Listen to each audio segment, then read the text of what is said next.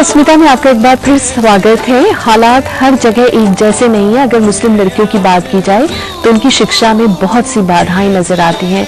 कहीं सीमित सोच है तो कहीं माली हालात तो कहीं सामाजिक असुरक्षा।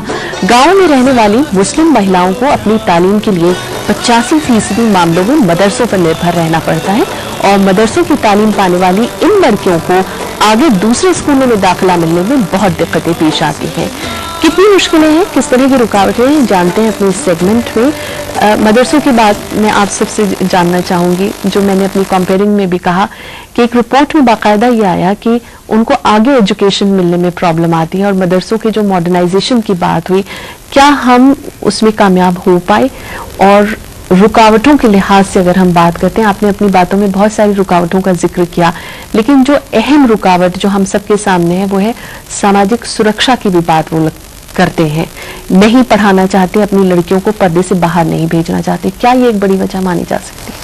तो मुझे लगता है कि खासतौर से मदरसों के अंदर दीनी तालीम के ऊपर ज़्यादा फोकस किया जाता है। दुनियावी तालीम की अगर हम बात करें तो बहुत कम मदरसे दुनियावी तालीम को प्रमोट करते हैं, जिसको हम मॉडर्न एजुकेशन की बात करते हैं। और अनफॉर्चुनेटली ज़्यादातर मदरसों के अंदर जो मौलानाज हैं वो खुद सेमी क्वालिफाइड हैं और बहुत सारे मदरसे कॉन्ट्रैक्ट पे चल रहे हैं। अगर आप मतलब रूरल एरियाज़ की बात करें तो जो मौलवी साहब हैं वो सिर्फ जुम्मे वाले दिन ही उपलब्ध होते हैं। उसके अलावा जो है वो ज़्यादातर जो मदरसों की जो शिक्षा है, जो खासतौर से बच्चों की शिक्षा है, वो एक किस्म से ठेके पर चलती है।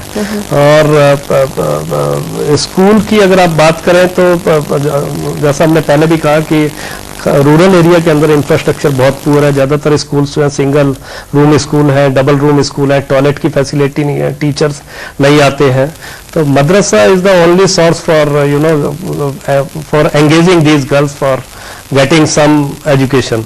और मदरसे से जो बच्चे हैं, अब लगातार बच्ची 10 साल से 5 साल से मदरसे में जा रही है, वो 10×10 नहीं जानती है, वो ठीक से अपना एक वाक्य नहीं पढ़ सकती है। ऐसी बच्ची जब शहर से बाहर निकलती है या गांव से बाहर निकलती है या उसके पति की शादी होकर के अगर वो किसी शहर में आती है तो पति की भड़ास भी उसके ऊपर निकलती है, क्योंकि अगर पति पूरे दिन काम पर निकला है, पीछे बच्चा बीमार है, तो वो डॉक्टर के पास भी नहीं लेकर जा सकती, क्योंकि वो बस का नंबर नहीं पढ़ सकती, वो ठीक से बात नहीं कर सकती, उसमें कॉन्फिडेंस लेवल नहीं है।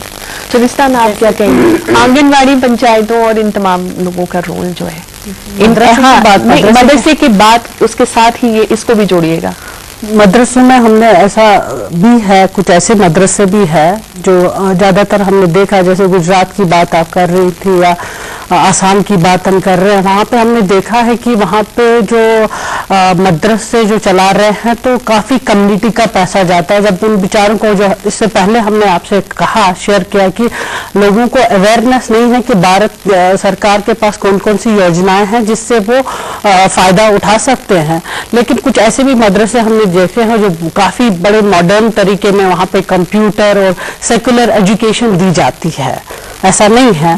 और गवर्नमेंट में भी ऐसा स्कीम जो 3 साल से चल रहा है, जो प्राइम मिनिस्टर 15 पॉइंट प्रोग्राम में SPQM वाली एक स्कीम है, जिसमें वो लोग बाज़ाब्ता आपको ग्रेजुएट टीचर के लिए 6,000 रुपया माहवार देते हैं और 12,000 रुपया जो PG यानी कि जो मैथ पढ़ाएं, साइंस पढ़ाएं, ये भी उन मदरसों के लिए या मकतब के लिए जो लड़कियों के लिए तालीम देते हैं और लड़कों के लिए, वो भी स्कीम है गवर्नमेंट के पास। वैसे भी मतलब वो फ़ायदा उठा सकते हैं जो ऑर्गेनाइजेशंस है या जो मदरसे वाले हैं। कुछ जहाँ है कि जहाँ पे वही कंजर्वेटिव सोच है या सोशल टैबूज बैठे हैं, जो अगर फैसिलिटी अवेलेबल हो वो फिर भी लड़कियों को तालीम के लिए जाने नहीं देंगे। कि अगर आपके पास बिल्कुल वो सोच पे डिपेंड है कि वो फिर इस्लाम को लाते हैं, जबकि वो लोग पूरी तरह इस्लाम की बातें नहीं समझते। जैसे अख्तर वारसी साहब ने कहा कि जैसे इस्लाम में, कुरान में, इकरा में पूरी तरह वाजिया किया गया है कि तालीम दोनों के लिए मैंडेटरी है, चाहे वो मर्द हो या औरत हो, दोनों के लिए इक्वल राइट है। आप कुछ कहना चाह रही हैं शबनम? जी, मुझे लगता है एक तो हम शायद बहुत सारी चीज़ों को इसमें जोड़ रहे हैं। एक तो ये कि जो हकीकत है, और इसका एक डाटा भी मौजूद है, कि जो बच्चे मुसलमानों के पढ़ने जाते हैं उनमें सिर्फ 4% बच्चे ऐसे हैं जो मदरसों में पढ़ रहे हैं। उससे ज़्यादा बच्चे मदरसों में हिंदुस्तान में नहीं पढ़ रहे। दूसरी बात ये कि मुसलमान चाहे गरीब हो चाहे अमीर हो, बच्चों को अच्छी एजुकेशन देना चाहता है। लेकिन क्योंकि स्कूल अवेलेबल नहीं है और उनके पास और कोई ऑप्शन नहीं है, इसलिए वो शायद मदरसों में बच्चे जाते हैं। और तीसरी बात ये कि मदरसे का काम एक दीनी तालीम देना है। माँ बाप अपने बच्चे को रिलीजियस एजुकेशन दिलाना चाहते हैं, वो जो स्कूल एजुकेशन है उससे एक अलग चीज है। मेरा ये अपना मानना है, बहुत सारे लोग इस पे डिफर कर सकते हैं कि मदरसे में कंप्यूटर पढ़ाने से और मैथ्स पढ़ाने से एजुकेशन सेकुलर नहीं हो जाती। सेकुलर एजुकेशन की जब हम बात कर रहे हैं तो उसके लिए स्कूल्स होने चाहिए और वो जिम्मेदारी गवर्नमेंट की है। शुरू के सेगमेंट में शबिस्ता कह रही थी एनजीओज के बारे में, ये जिम्मेदारी एनजीओज की नहीं है। हमारे मुल्क के बच्चों को एजुकेशन देना, उनको हेल्थ प्रोवाइड करना, उनको खाना प्रोवाइड करना, ये सरकार की जिम्मेदारी है। एनजीओज उसमें कोई छोटा सा रोल अदा कर सकते हैं, लेकिन वो पूरे हिंदुस्तान की पॉपुलेशन की जिम्मेदारी नहीं ले सकती। तो ये बहुत एक क्लियर चीज होनी चाहिए। कुछ कह रहे हैं जफर साहब? देखिए, ये एक बात टर्म इन कॉन्ट्रडिक्शन, ये बात कॉन्ट्रडिक्टरी बात है कि मदरसा मॉडर्नाइजेशन। शबनम ने जैसा कहा कि मदरसे दीनी तालीम के लिए, उसको जब कुछ नहीं मिलता मुसलमान को तो वो अपने बच्चे को वहां भेज देता है, कम से कम अलिफ बे पे सीख जाएगा। पहली चीज। दूसरी चीज ये कि जो दूसरी एक बहुत इंपॉर्टेंट बात यह है कि मदरसे खुद कंजर्वेटिव थिंकिंग के सेंटर्स हैं। उसमें उनसे ये उम्मीद करना कि वहाँ बच्चों लड़कियों की तालीम के लिए कोई बहुत ही ड्रामेटिक, कोई बहुत ही ज़बरदस्त काम और बड़ा इनकलाबी काम हो जाएगा, ये नामुमकिन बात है। तो मदरसों के ऊपर आप बिल्कुल डिपेंडेंट नहीं हो सकते। जो सिर्फ एक पॉजिटिव बात है, वो पॉजिटिव बात ये है कि पिछले कुछ बरसों में, 8-10 बरसों में, उसके बड़े पॉलिटिकल रीजंस हैं। कम्युनिटी में, मुसलमानों में, जाहिल से जाहिल मुसलमानों, जिसकी नस्लों में कभी तालीम भी नहीं रही, उसके यहाँ ये फिक्र अपनी सतह के ऊपर पैदा हुई है कि हम इसलिए पिछड़ रहे हैं कि हमारे पास तालीम नहीं। उसके यहाँ फिक्र आई है। और रक्षा चलाने वाला, रेहड़ी पटरी पे काम, सामान बेचने वाला, इन सब जगहों के ऊपर, यहाँ बहुत सारे एनजीओज में काम करने वाले प्रोफेसरान वगैरह मौजूद हैं, ये इनका तजुर्बा भी यही होगा मेरे ख्याल से। वो अब पढ़ाई करवाना चाहते हैं, अपने बच्चों को तालीम दिलवाना चाहते हैं। सरकारों के पास क्या में अगर नीयत और नीति दोनों है तो एक काम तो वो ये कर सकते हैं, जब वो ये मान रहे हैं कि मुसलमान पिछड़े हुए हैं और उन्हें 4% मदरसे वालों की तो बहुत फिक्र है, 96% जो मुसलमान बच्चे और बच्चियां हैं उनकी भी फिक्र होनी चाहिए। तो सवाल ये है कि अगर आप दूसरे शिक्षा संस्थान नहीं स्थापित कर सकते, अगर आप नहीं बना सकते, तो इनके लिए कोई ऐसा विशेष प्रावधान कीजिए कि जो आपके पास एग्जिस्टिंग क्या में स्कूल है, एजुकेशनल इंस्टीट्यूशंस हैं, वहां पर प्रायोरिटी के बेसिस पर इनके पिछड़ेपन को आधार बना के इन मुसलमान लड़के और लड़कियों को आप उन स्कूलों में दाखिला दें, उन शिक्षा संस्थानों में दाखिला दें, ताकि इनका शैक्षिक पिछड़ापन दूर हो और इस देश के निर्माण में, इस देश को बनाने में, इस देश को संवारने में ये पूरी भागीदारी दिखा सके। सवाल हमारे पास है, आप पूछिए अपना सवाल। मेरा सवाल शबनम हाशमी जी से है। मैम, क्या आप इस बात से एग्री करती हैं जो प्रॉब्लम मुस्लिम कम्युनिटी के साथ है वो ये है कि that they are being appeased and discriminated at the same time.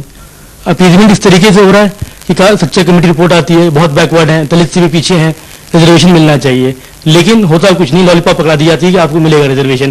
Appeasement word एक ऐसा वर्ड है जो हिंदुस्तान में पिछले 40-50 साल से लगातार संघ परिवार ने इस्तेमाल किया है, माइनॉरिटीज खासतौर से मुसलमानों के लिए। और सच्चर कमेटी एक बहुत अहम रिपोर्ट है सच्चर कमेटी की, जिसने पहली बार संघ परिवार के इस प्रोपेगेंडे के मुंह पे तमाचा मारा है कि मुसलमानों का अपीजमेंट इस मुल्क में नहीं हुआ, क्योंकि मुसलमानों का अगर अपीजमेंट हो रहा होता तो मुसलमान के ये हाल नहीं होते। आप जो बात कह रहे हैं वो बिल्कुल सही है कि जब मुसलमान अपने हक के लिए लड़ता है तो उसके ऊपर 10 तरह के तोहमतें लगा दी जाती हैं। याद रखो कि हिंदुस्तान का मफाद जो है वो मुसलमान के मफाद से अलग नहीं है, और इसी तरह मुसलमानों का जो मफाद है वो हिंदुस्तान के मफाद से जुड़ा हुआ है। दूसरी बात जो है वो हमें डरना नहीं चाहिए। दस्तूर, हमारा जो संविधान है, हमारी जो लोकशाही है, जो अधिकार हमें देती है, हमें बहैसियत एक भारतीय नागरिक के उसका पूरी तरह इस्तेमाल करना चाहिए और आवाज उठाना चाहिए। और एक बात हमें बिल्कुल साफ समझ लेनी चाहिए, जो लोग वादों के झुंझुनों से बहल जाते हैं उन्हें दूध की बोतल कोई नहीं देता है। बहुत वाज़ेह बात कही आपने। कहीं न कहीं संकीर्ण सोच और जागरूकता की कमी, नई शिक्षा पद्धति के लिए नकारात्मक सोच, संसाधनों की कमी या खुद माता पिता का पढ़ा लिखा ना होना एक हद तक जिम्मेदार है इन लड़कियों के अशिक्षित रह जाने में। वहीं एक दूसरी सोच कि ज्यादा पढ़ लिख गई तो योग्य वर नहीं मिलेगा, और तो और कई राज्यों में कम पढ़ी लिखी लड़की लायक दुल्हन के रूप में भी देखी जाती है। क्या ये माना जाए कि ये सोच सिर्फ उसे चौखट के भीतर रखे जाने तक के लिए है? वहीं इस भीड़ में कुछ लड़कियां ऐसी भी हैं जो अपना मकाम बना रही हैं या एक बेहतर मकाम बनाने के लिए संघर्ष कर रही हैं। ले लेते हैं एक छोटा सा ब्रेक, सवालों का दौर जारी रहेगा, आप रहिएगा अस्मिता के साथ। जो मुसलमान लड़कियां आगे बढ़ती हैं उन्हें एक कम्युनिटी रेसिस्टेंस भी सहना पड़ता है। हक की लड़ाई घर के अंदर बैठ के नहीं मिलती। उलमा में भी राय बटी हुई है